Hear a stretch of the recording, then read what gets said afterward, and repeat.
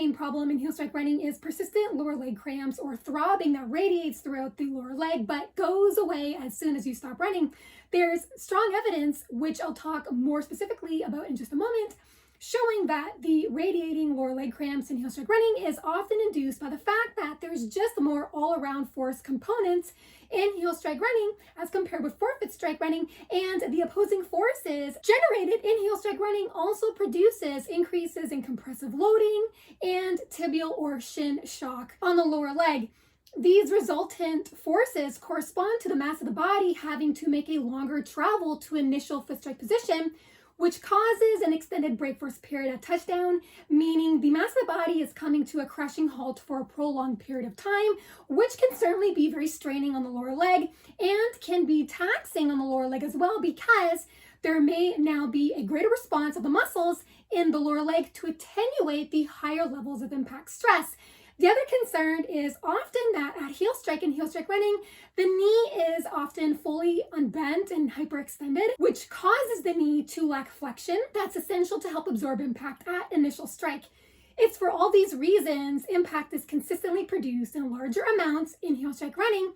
and lower leg cramps can usually stem from this, but a promising way that may make running less impact intensive on the legs by helping reduce mechanical loading on the legs is by adopting running styles like pose running, of which many of the mechanical components of pose running resembles the mechanics of most East African elite distance runners, in that their stride opens up more behind the body and less in front of the body. So there's less overreaching of the foot way out in front of the body in many of these runners. Other similar mechanical outputs pose running recommends that are often displayed in most East African elite distance runners include a subtle forward lean and a non-heel strike landing. Evidently, these three mechanical outputs are very important because they are linked to significant improvements in lower leg pain.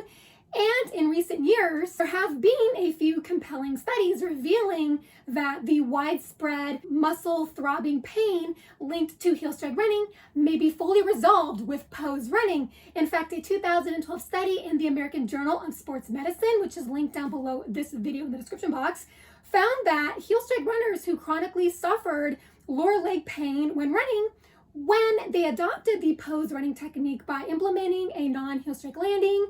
withdrawal retraction of the leg, meaning they focused more on pulling their foot up off the ground rather than rushing their foot down to the ground to initiate the next step. And they also injected a slight forward tilt from the ankles when running. These three mechanical outputs led to immediate improvements in pain symptoms. This is because these three mechanical outputs, so a non-heel strike landing farther away from the heel, and an overall much flatter foot placement at touchdown, pulling the foot up under the body rather than overreaching with the foot way out in front of the body, and slightly leaning forward from the ankles when running, reduce the magnitude and the duration of the collisional impact at touchdown, which had the direct effect of significantly reducing pain triggering intracompartmental pressure levels in the lower leg. This means that because there was far less collisional impact at landing, the pressure within the lower leg did not exceed normal, because looking at the physics of the mechanical interactions in pose running,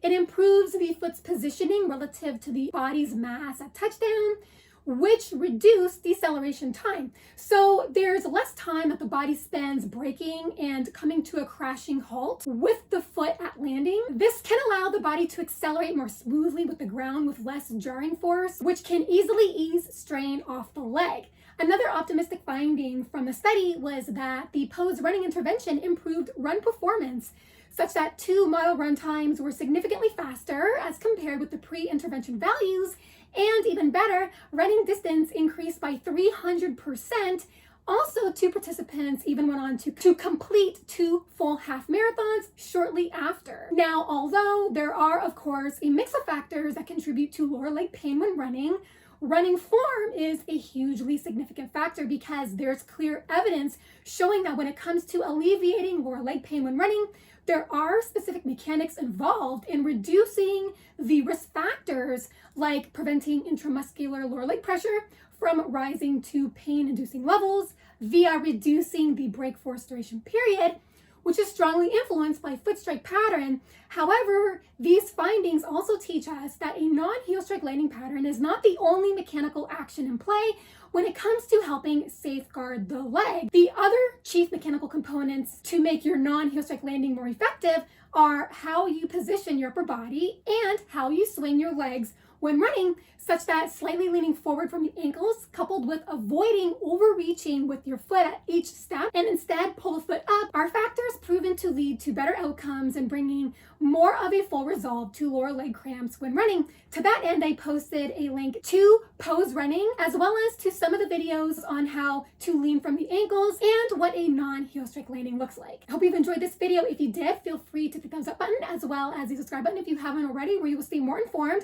on heel strike running versus forefoot strike running, as well as more informed on the health and performance benefits of barefoot running. Thank you so much for listening and watching. Have fun out there on the roads and trails. Bye for now.